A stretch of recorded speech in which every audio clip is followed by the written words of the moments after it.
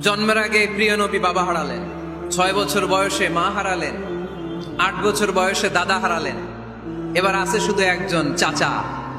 এমন চাচা বাবার চেয়েও বেশি আদর করে বিষ্ণু ইসলামকে লালন পালন করলেন। এ আবু তালেবের ভয়ে আবু জাহেল আমার প্রিয় নবীর গায়ে হাত লাগাতে পারে নাই। তার মানে ভালোবাসায় কোনো ভেজাল? ভেজাল আদর্শে। ভেজাল কিসে? শেষ নিঃশ্বাস ত্যাগ করার আগে আবু তালেব অসুস্থ, আবু জাহেল উতবা সাইবা একদিকে, আমার নবী আরেকদিকে। আমার প্রিয় নবী বললেন, চাচা আজীবন আপনি ছাতার মতো আমাকে আশ্রয় দিয়েছেন, আজীবন আপনি বাবার মতো কোলে পিঠে করে মানুষ করেছেন, একবার শুধু আমার কানে কানে বলেন লা ইলাহা ইল্লাল্লাহ মুহাম্মাদুর, বাকিটা আমি আল্লাহর সাথে বুঝে নেব। কিন্তু আবু জাহেলও পাশে আছে না নাই? আবু জাহেল কয় না, আবু তালেব খবরদার, আজীবন যে শিরকি ধর্মের উপরে ছিল ওইটার উপরেই থাক, বাপ দাদার ধর্মে চুন কালি মাখিস না। একবার আবু তালেব প্রিয় নবীর নুরানি চেহারার দিকে তাকায়, মনে মনে ভাবে এখনই পড়ে ফেলি কালিমা, মুহাম্মদের আদর্শই আমার আদর্শ বানায় ফেলি। আবার যখন আবু জাহেল উতবা সাইবার দিকে তাকায়, মনে মনে ভাবে না, আগের ধর্ম ছাড়তে চাই না। এই দোটানা অবস্থা থেকে শেষ নিঃশ্বাস ত্যাগ করার আগে আবু তালেব এটা বলে মারা গিয়েছে, আলা মিল্লাতি আব্দুল মুত্তালিব, আমি আব্দুল মুত্তালিবের শিরকি ধর্মের উপর থেকে শেষ নিঃশ্বাস ত্যাগ করলাম। তার মানে আল্লাহর দেয়া বিধান অনুযায়ী সে জান্নাতি না জাহান্নামী?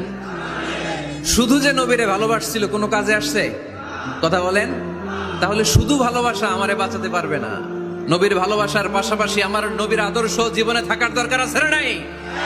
এজন্য আল্লাহ নবীর পরিচয় দিয়ে বললেন, মুহাম্মাদুর রাসূলুল্লাহি ওয়াল্লাযীনা মাআহু আশিদ্দাউ আলাল কুফফারি রুহামাউ বাইনাহুম।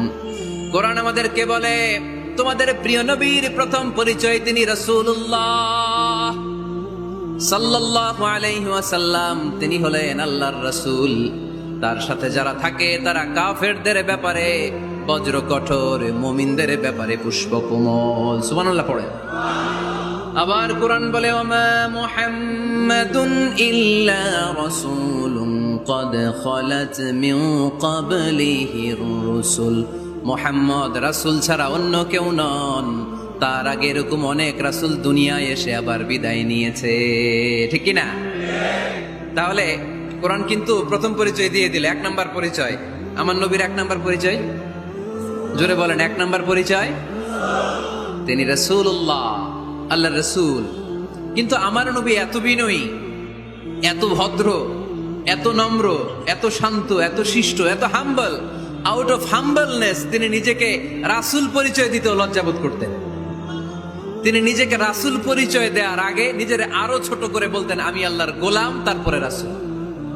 সুবহানাল্লাহ কইতে পারলেন না? কত ভদ্র মানুষ, কত বিনয়ী মানুষ। যদিও তিনি রাসূল, এইটা তিনি পরে বলতেন, আগে বলতেন ইন্নী আব্দুল্লাহি ওয়া রাসূলুহু, আমি আল্লাহর বান্দা, তারপরে রাসূল। সুবহানাল্লাহ। ইন্নী আব্দুল্লাহ ওয়া রাসূলুহু, আমি আল্লাহর বান্দা এবং আল্লাহর রাসূল। আমরাও যখন আত্তাহিয়াতু পড়ি, শাহাদা বাক্য যখন পড়ি, আমরা পড়ি আশহাদু আল্লা ইলাহা ইল্লাল্লাহ ওয়া আশহাদু আন্না মুহাম্মাদান। একটা হলো আব্দুহু, আরেকটা রাসূলুহু। তিনি আল্লাহর আব্দ, গোলাম, দাস, আবার তিনি রাসূল। তিনি যখন দোয়া করতেন তিনি বলতেন, আল্লাহুম্মা ইন্নী আবদুক ওয়া ইবনু আবদিক ওয়া ইবনু আমাতিক। আল্লাহর কাছে দোয়া করতেন, কাঁদতেন আর বলতেন, আল্লাহ আমি আপনার গোলাম, গোলামের ঘরের গোলাম, বান্দির ঘরের গোলাম। আমার বাবা আব্দুল্লাহ আপনার গোলাম, আমার মা আমিনা আপনার বান্দি, আমার 14 গোষ্ঠী আপনার গোলাম। নাসিয়াতি বিয়াদিক, আমার মাথার চুলের ঝুঁটি আপনার হাতের মুঠোয়, আপনি ডানে টান দিলে আমি ডানে, আপনি বায়ে ছাকুনি মারলে আমি বায়ে। সুবহানাল্লাহ পড়বেন না? কি বিনয়ী রাসূল। তারপরে ওইটা সেকেন্ড পর্যায়ে বলতেন। আগে বলতেন ইন্নী আব্দুল্লাহ, আমি আল্লাহর গোলাম, ওয়া রাসূল, এবং আল্লাহর রাসূল। সুবহানাল্লাহ পড়েন।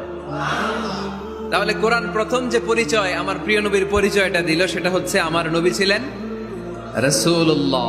আওয়াজ করে বলেন, তিনি কি ছিলেন? মুহাম্মাদুন রাসূলুল্লাহ। এটা কোরআনের ভাষ্য। আমার সাথে সাথে পড়েন, মুহাম্মাদুন রাসূলুল্লাহ। মুহাম্মদ সাল্লাল্লাহু আলাইহি ওয়াসাল্লাম হচ্ছেন আল্লাহর রাসূল। তবে তার জীবনের দুইটা ডাইমেনশন, এক ডাইমেনশনে তিনি গোলাম,